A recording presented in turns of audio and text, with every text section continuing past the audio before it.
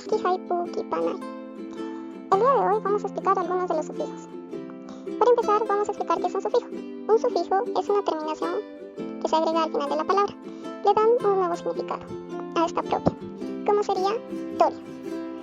Como ser ejemplo, dormitorio, sanatorio, laboratorio.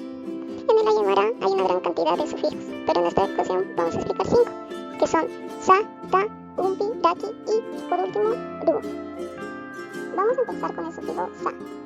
Este sufijo es posesivo, lo que significaría que al usar sa nos referiríamos a nuestro. Con el primer ejemplo que vamos a mencionar es akaha tasawa, que significaría es nuestra casa. En la palabra que es utasawa estamos combinando la sa al último de uta, que significaría casa, entonces estamos demostrando que es nuestra casa. Otro de los ejemplos sería jupaha masisawa, que significaría ella es nuestra compañera. Akaha kulkisawa, que significaría es nuestro dinero.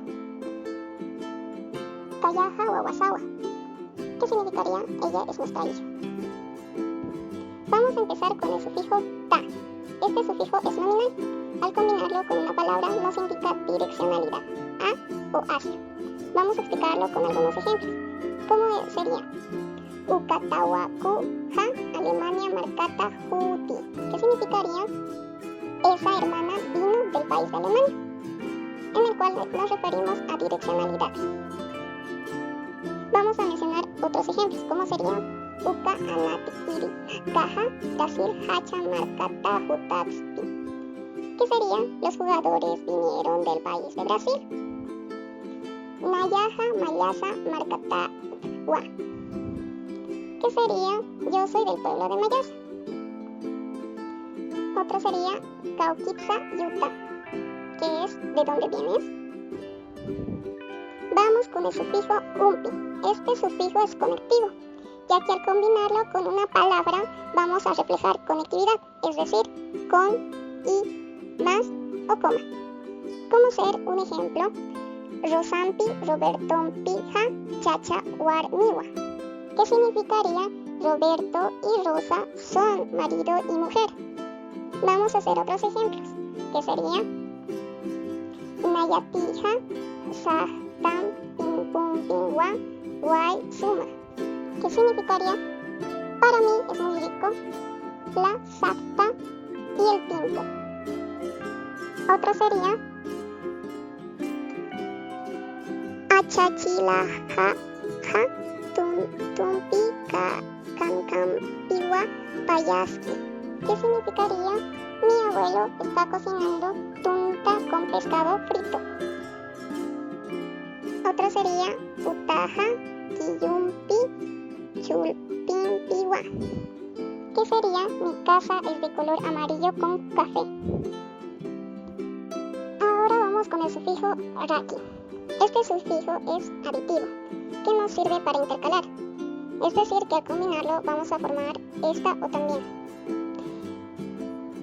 Vamos a realizar ejemplos para la explicación, que sería Nayaha Paitawa Hichaha Humaraki, que significaría yo cociné, ahora tú también cocina. Otros ejemplos serían Hichaha Nayaraki Manta, que significaría ahora yo también como.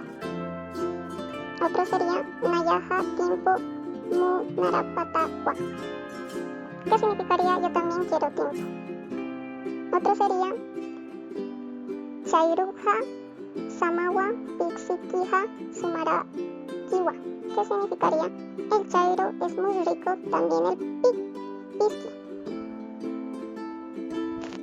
Vamos con el sufijo ru.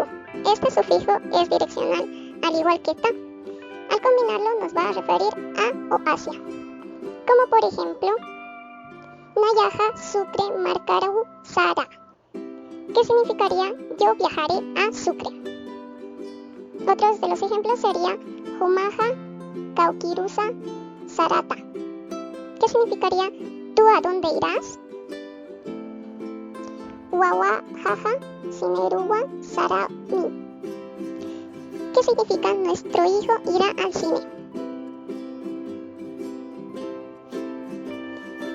Haipuru wa Mama Clotildex Ha Utani, que significaría en la tarde vendrá la doña Clotilde. Hupanakaja Oficinurua Sarajani, que significaría ellos irán a la oficina. Eso sería todo por la explicación de hoy. Muchas gracias.